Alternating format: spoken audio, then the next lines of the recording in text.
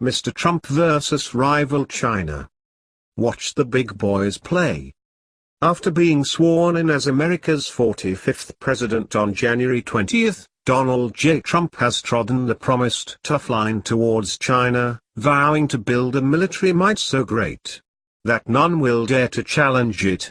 U.S. conservatives are already drawing triumphal parallels with Ronald Reagan's defense spending spree in the 1980s that induced the Soviet Union to spend itself into insolvency.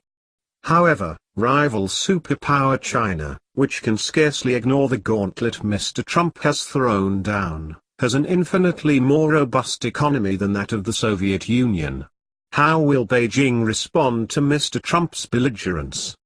What does this mean for India? The starting point for any such analysis must be a closer look at whether America can actually muster the dollars needed for the unmatched military that Mr. Trump promises.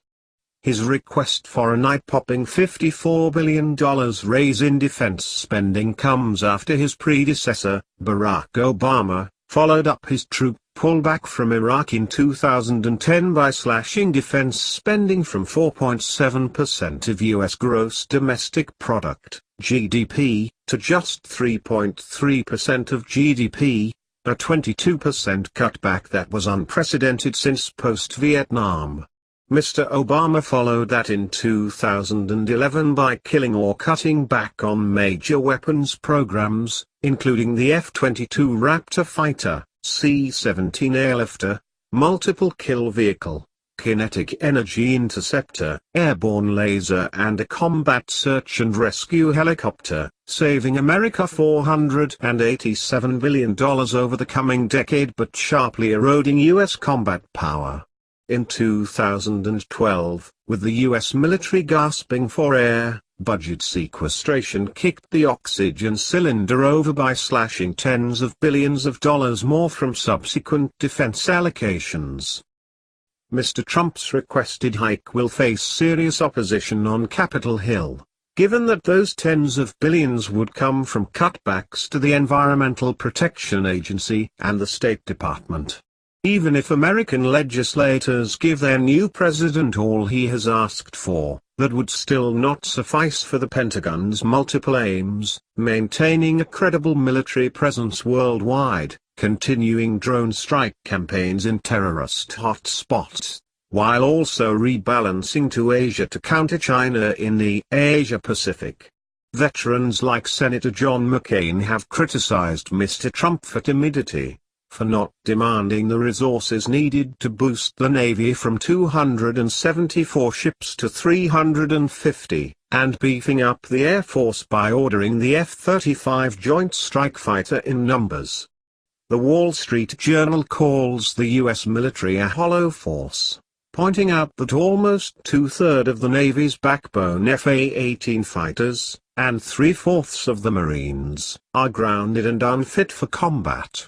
The Air Force is short of 700 pilots and 4,000 maintenance personnel. Only one-third of the Army's combat force is ready to deploy within 30 days, and the Army is the smallest it has been since World War II, numbering just 470,000 personnel, barely one-third the size of the Indian Army.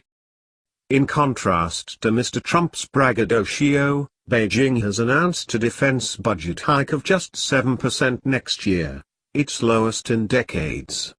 This takes China's official defense budget to $174 billion, barely one-third America's.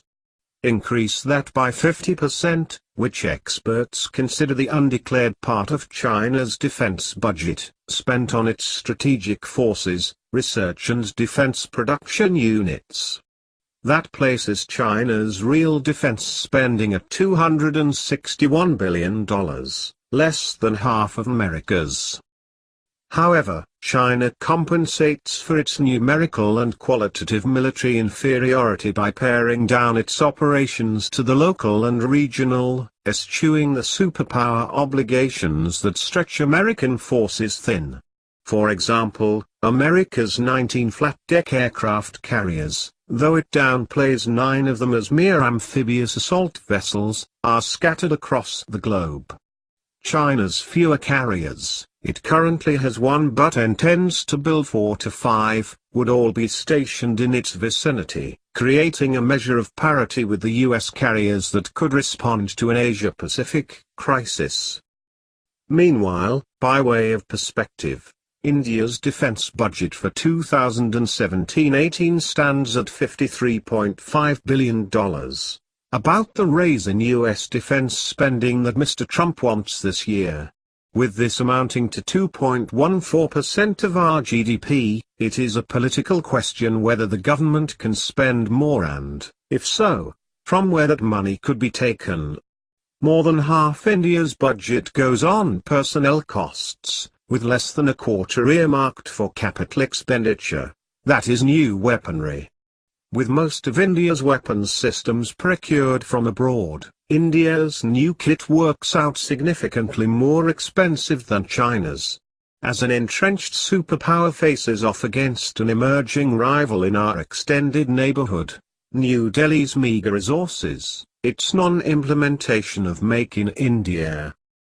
Thank you for watching. Please like, share, comment, and subscribe.